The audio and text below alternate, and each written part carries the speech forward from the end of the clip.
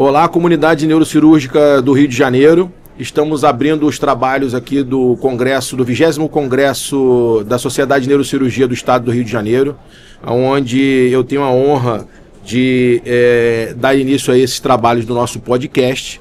E gostaria de apresentar a nossa professora, que foi hoje uma das palestrantes do módulo Neurobusiness, né? A professora Ana Paula Simoni, ou Simone? Simone. Isso aí. Ela é da Health Business School e veio dar uma palestra pra gente que eu achei bem interessante, como encantar aí o seu consultório, administrar uma clínica. Não é isso, professora? Exato. Eu quis ressaltar, né, a importância da gestão da clínica, da gestão da empresa, né, porque nós colaboramos muito com os médicos e estar aqui com os neurocirurgiões foi de extrema importância para compartilhar também como, né, é essencial nós mantermos o cuidado ao paciente com encantamento, porém com uma gestão responsável da empresa como negócio, né? Perfeito. E o Dr. José Alberto vai fazer a próxima apresentação. Gostaria de... Bom dia, comunidade neurocirúrgica. É um prazer estar aqui com o Dr. Orlando para a gente tocar mais um congresso de neurocirurgia. Espero que a gente tenha bons 2 ou 3 dias aí de discussão e interação, que é o mais importante. Essa função que a gente vai ter aqui na nossa fábrica de audiência. Prazer grande apresentar o Dr. Márcio Cunha, que é anestesista, mestre em gestão de saúde e chefe de anestesia da posse, que vai ajudar também a gente a destrinchar melhor essa parte do neurobusiness, sobre as experiências positivas. Então acho que as duas conversas vão ser muito interessantes. Bem-vindo, Márcio. Obrigado aí pelo convite. Fico feliz em estar aqui numa mesa com um amigo de longa data, né, Orlando? A gente se conhece desde, pode dizer que desde pequenininha, né? Isso aí. Desde pequenininha a gente conhece. E fiquei feliz e honrado de, apesar de não ser da especialidade, mas estar envolvido, né, com a especialidade tanto no trabalho, né? A gente acaba fazendo anestesia para neurocirurgia, como também na parte da gestão, né? Uma parte que me encantou muito. Eu entrei por acaso no mundo da gestão e hoje não saio mais, né? A gente entrou aí e vamos em frente. E eu acho interessante, vou fazer uma conexão entre os dois aqui de início, Zé, porque assim, hoje a gente fala muito sobre essa linha do paciente, né? Você falou isso na tua aula lá sobre a jornada do paciente. E como está mudando essa percepção do cliente, né? Porque antes, nós médicos achávamos que assim, o grande resultado era entregar uma grande cirurgia. E agora o grande resultado não é mais, professor, agora é a experiência que o paciente acha que ele viveu. A cirurgia que é bem feita parece que é só uma obrigação, não é isso? Eu acredito que não é só isso, né? Porque sim, o papel de vocês como neurocirurgiões é de extrema importância, o papel do médico, a responsabilidade. Porém, nós temos ali desenhadas, inclusive, numa jornada do paciente, 14 etapas. Dessas 14 etapas, o médico sim tem a responsabilidade de uma, que é ali, né, o diagnóstico e a realização da cirurgia. Porém, as 3 etapas é de responsabilidade de uma equipe ou de terceiros que são envolvidos.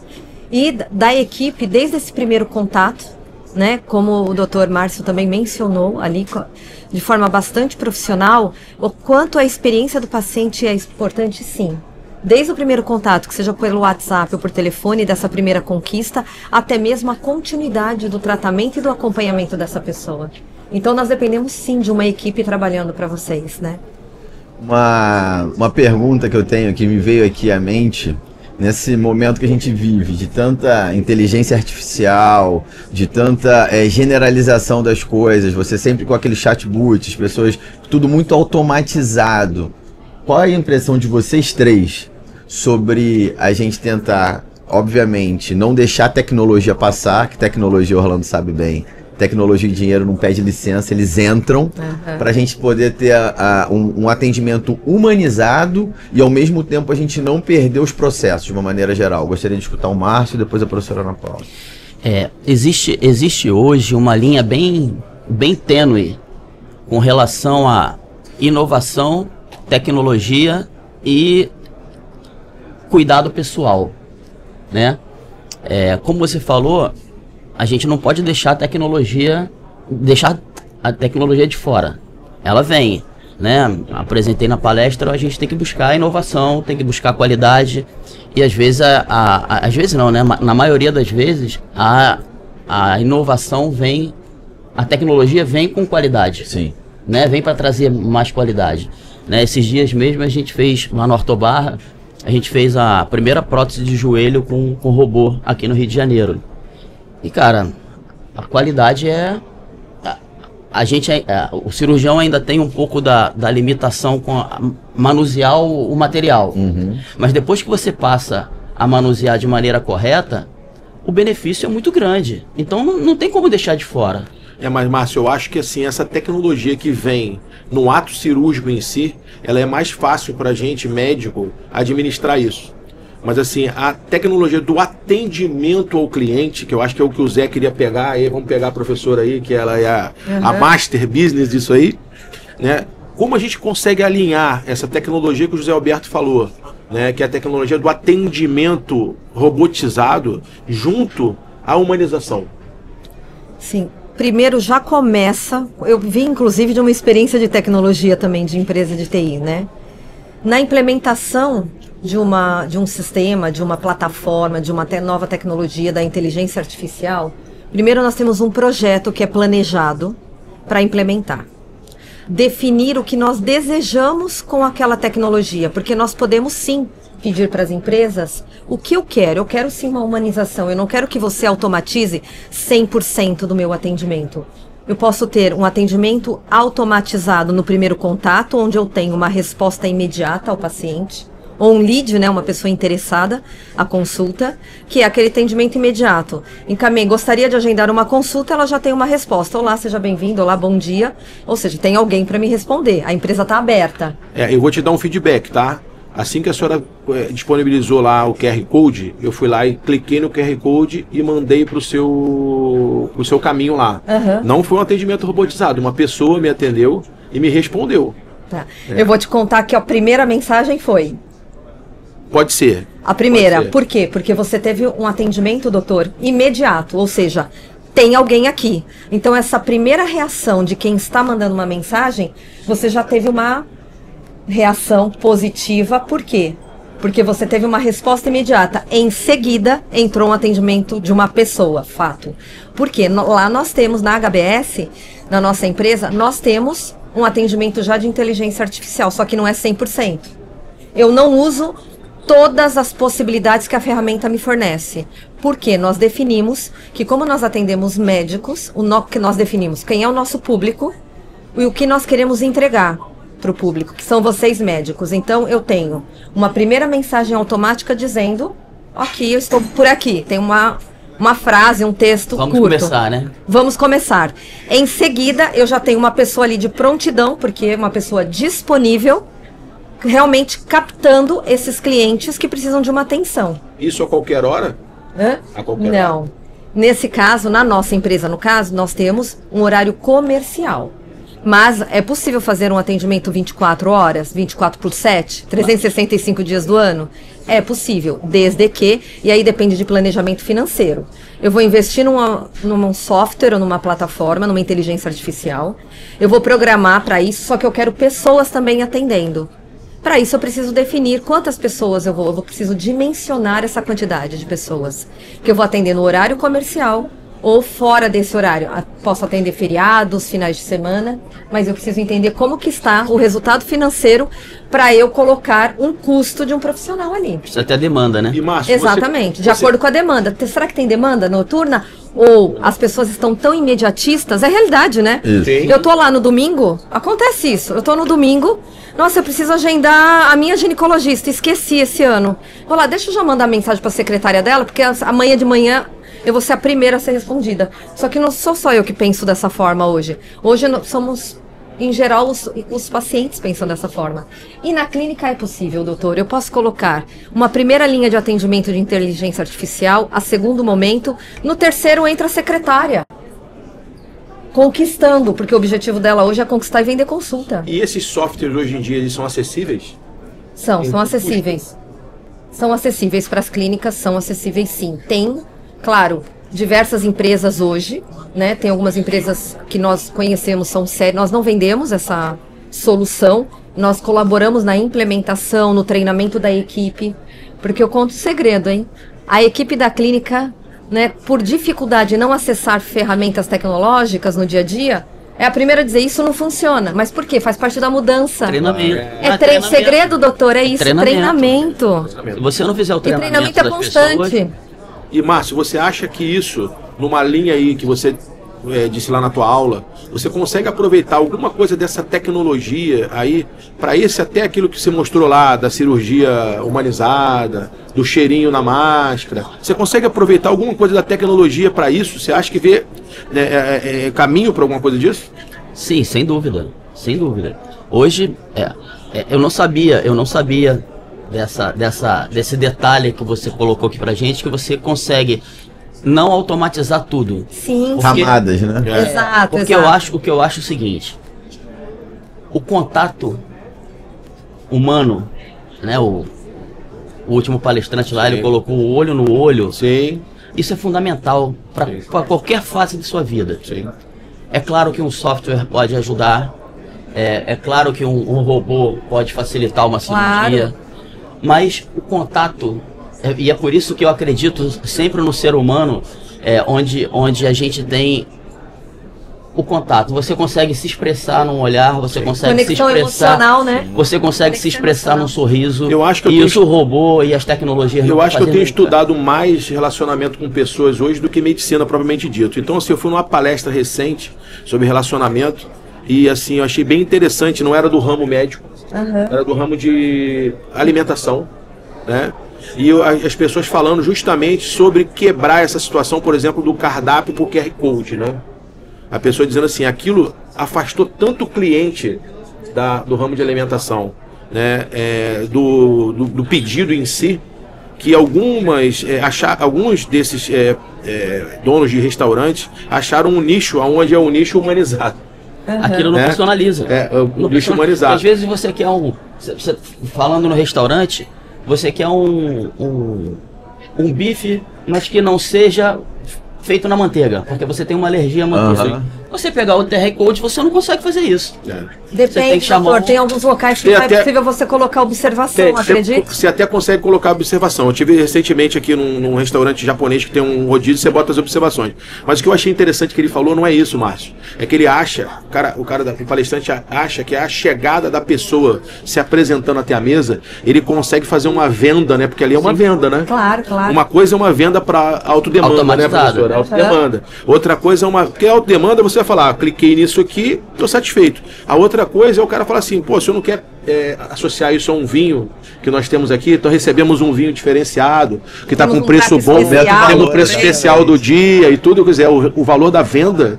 Ele falou assim, ó, quanto mais tiver existindo automatização, mais eu tô feliz, o cara falou. Porque a minha nunca vai ser automatizada. Um exemplo clássico pra gente é a teleconsulta. Você deve fazer teleconsulta de pacientes de outros estados que querem fazer uma teleconsulta. Falta o toque no paciente. A gente que trabalha com consultório, é o toque, o olhar, senta aqui. A gente trata com doença muito grave. Você pegar uma pessoa que chega, uma menina de 20 e poucos anos, com uma malformação arterial cerebral, dores, né? grave, Dor. achando que vai morrer a qualquer momento, né, Orlando? Sim. Você tocar e você levar o paciente ali, assim, naquele momento, é diferente. É o Mas nada impede de associar isso a uma machine learning dessas de você fez sua arteriografia de controle e tratou. Daqui a 6 meses ela tem que voltar para fazer uma arteriografia. Automaticamente já sai um prompt falando assim, fulana, Chegou a hora da sua arteriografia. retorne ao seu Exato. consultório, o doutor Orlando está te esperando. Doutor, mas olha que interessante esse tema, né? Porque nós estamos falando que daqui para frente os pacientes que hoje serão atendidos, que já estão sendo atendidos, é uma geração tecnológica. Eu ia perguntar E aí, para grandes demandas, para clínicas de grandes demandas, com diversos profissionais atuantes, né? Tem 10 médicos numa clínica ou um laboratório, faz sim, total sentido ter esse atendimento automatizado. Mas clínicas que têm um atendimento ali mais personalizado, com um atendimento bem específico, nós podemos encurtar essa automatização. Porém, lembrando dessa geração, tem muitas pessoas que não gostam de falar ao telefone hoje e não gostam dessa conexão visual no olhar e do toque. Então, Zé, quando Como você... que nós equilibramos, né, doutor Orlando? O pessoal diz o seguinte, que a nossa geração aqui é uma geração exclusiva. Por quê? Porque ela conseguiu pegar 5 gerações ao mesmo tempo. Exato. Desde a geração totalmente da carta no papel até a geração TikTok, a geração atual. né? O problema é a gente aprender a se comunicar com todas essas gerações.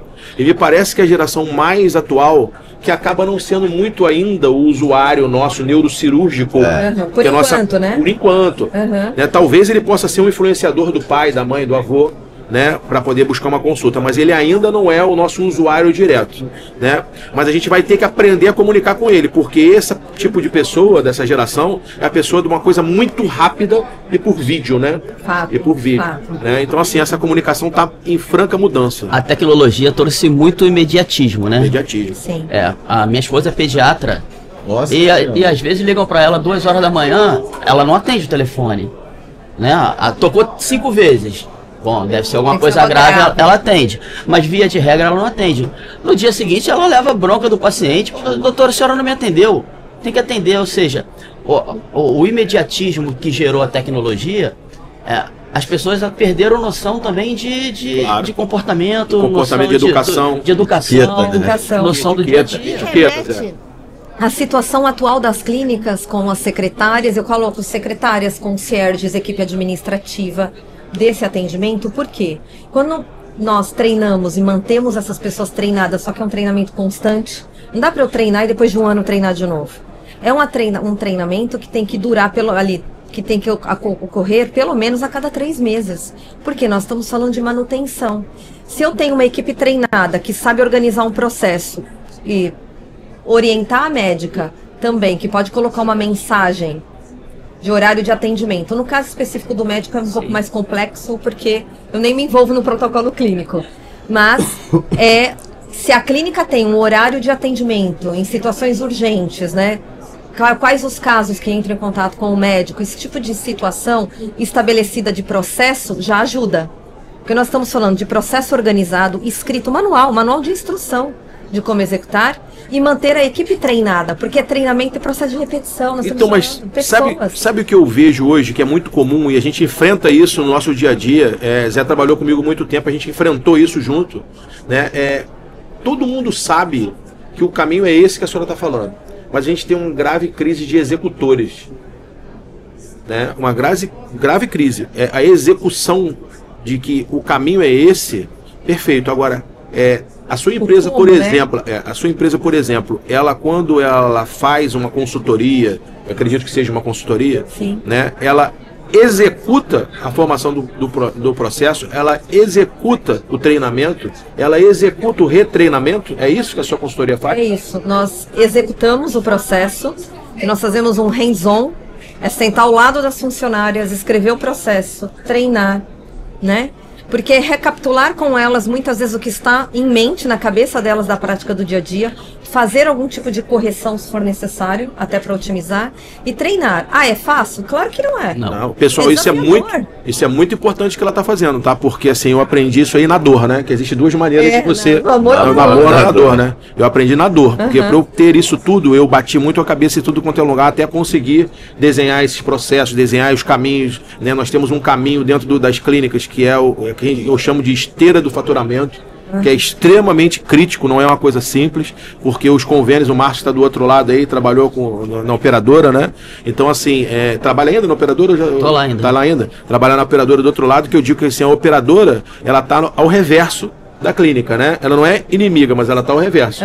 Quando você consegue incluir dentro da tua linha de raciocínio, eles mudam o processo.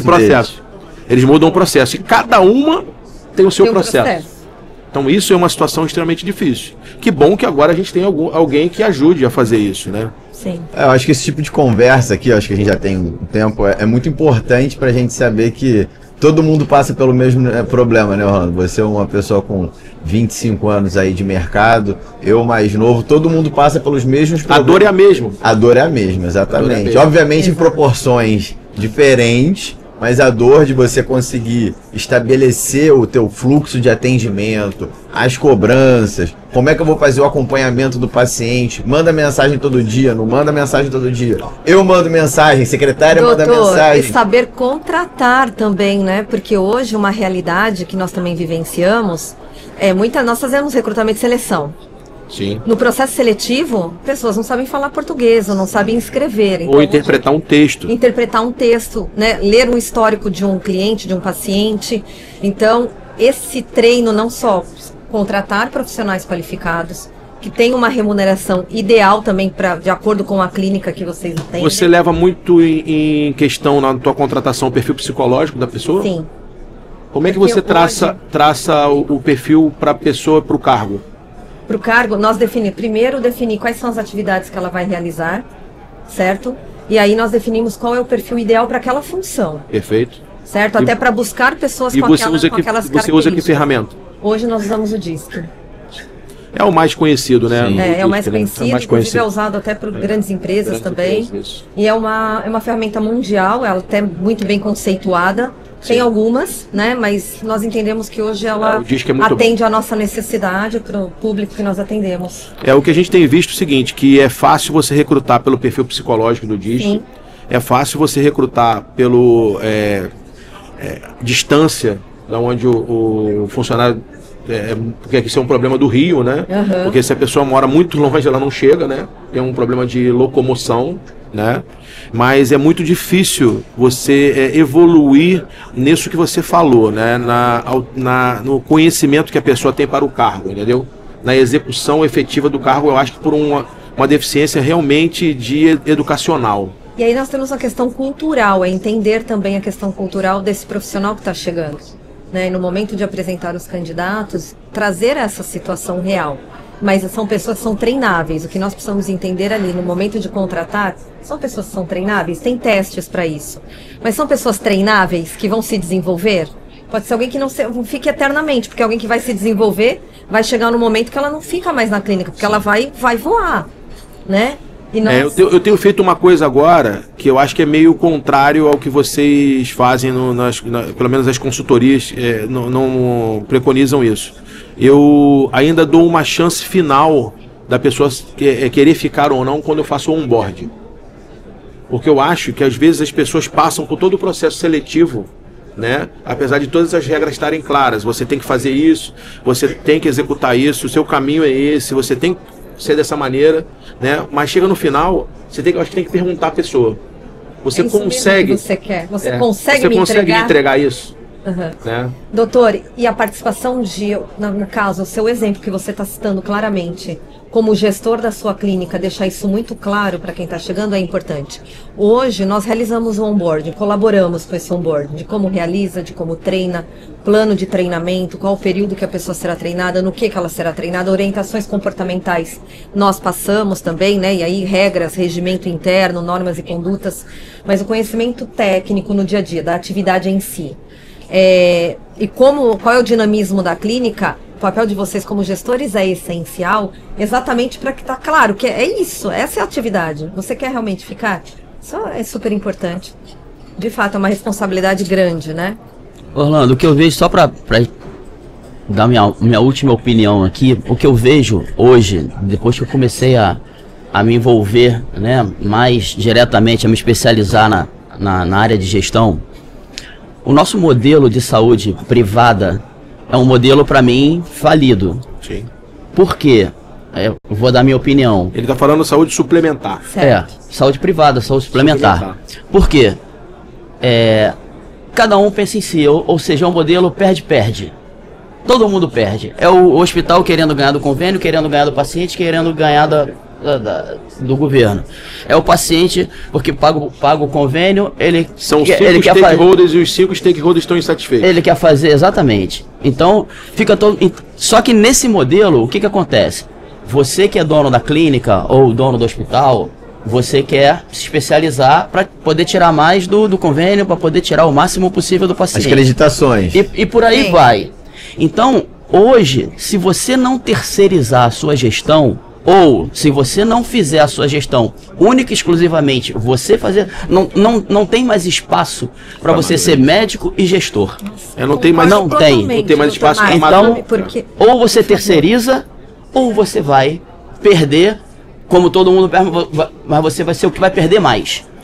Você vai perder os pacientes, que você não vai conseguir dar atenção. Você vai perder mais. Vai perder não tem mais espaço para amador, né? Eu acho que as coisas foram especializando muito. Né? Também concluindo aqui, e concordo com o Dr. Márcio, de fato, né? A questão de terceirizar a gestão é colocar, inclusive, um gestor dedicado ou uma empresa para fazer gestão, mas que tem uma liderança, né? Eu sempre fortaleço aí essa liderança do maestro, mas na prática do dia a dia, é alguém que vai organizar suas finanças, inclusive sua gestão financeira. Sim.